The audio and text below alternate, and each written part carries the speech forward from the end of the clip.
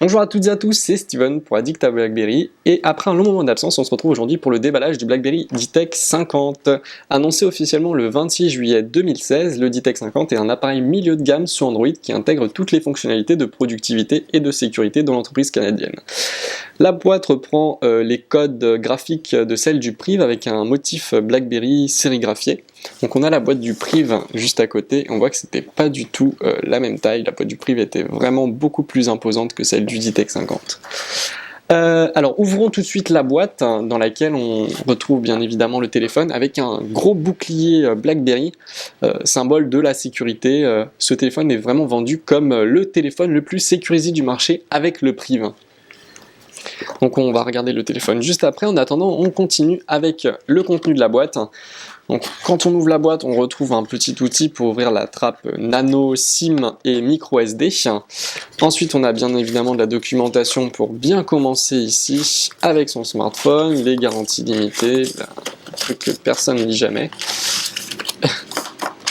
Il y en a vraiment beaucoup. Et ensuite, on a bien évidemment un câble micro USB pour charger son téléphone, un adaptateur secteur, et pour finir, on a bien évidemment des écouteurs intra, c'est les mêmes qu'on avait sur le Priv. Retournons donc au téléphone, tac,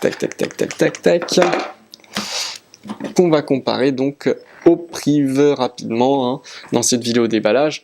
Sur la tranche gauche, on retrouve bien évidemment le bouton de verrouillage-déverrouillage. On voit qu'on a un joli design chromé tout autour. Sinon, on a donc un écran de 5,2 pouces résistant aux rayures. On n'a pas de petit logo BlackBerry devant, c'est dommage. On a une caméra avant de 8 mégapixels, contrairement à du 2 mégapixels qu'on avait sur le Priv. Il y a un petit flash, une LED à l'avant pour faire des photos, qui sert également de LED de notification. Donc c'est un flash blanc, donc une LED de notification qui restera toujours blanche. On a également un bouton sur la tranche droite, c'est un bouton qu'on peut programmer, donc on peut donner des fonctionnalités qu'on veut à ce bouton. Ensuite on a un bouton volume plus, volume moins. On retrouve à peu près voilà, les mêmes boutons sur les mêmes côtés que sur le Priv. Pas de bouton play pause au milieu. En bas on a bien évidemment le micro USB pour charger le téléphone, sachant que c'est un téléphone qui est compatible Quick Charge 2.0 avec une batterie à l'intérieur de 2610 mAh. On peut le charger complètement en Quick Charge 2.0 en 51 minutes.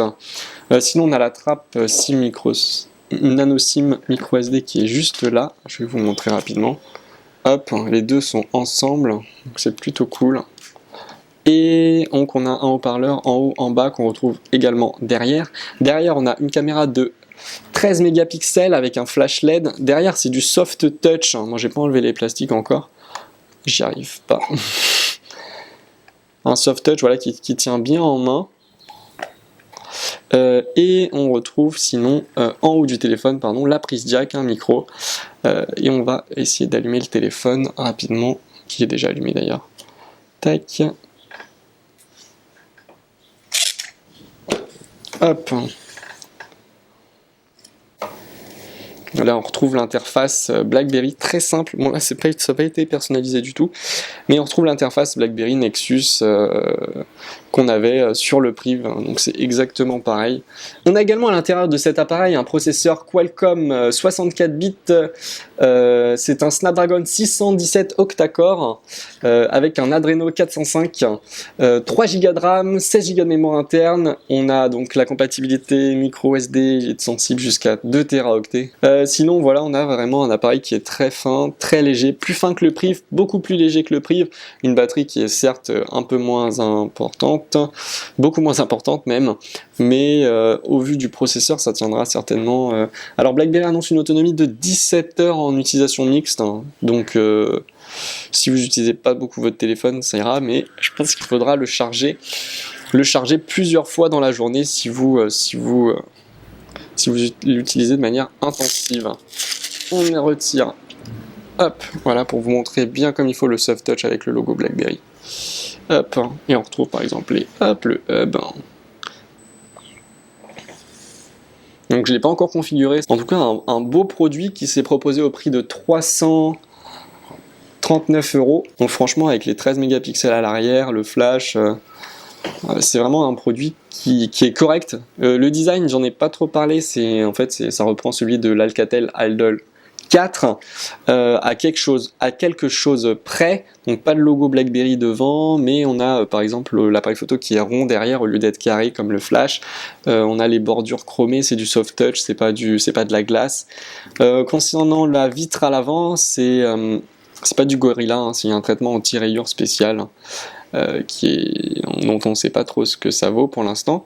En tout cas, voilà, un bon produit qui a l'air d'être correct. Hein.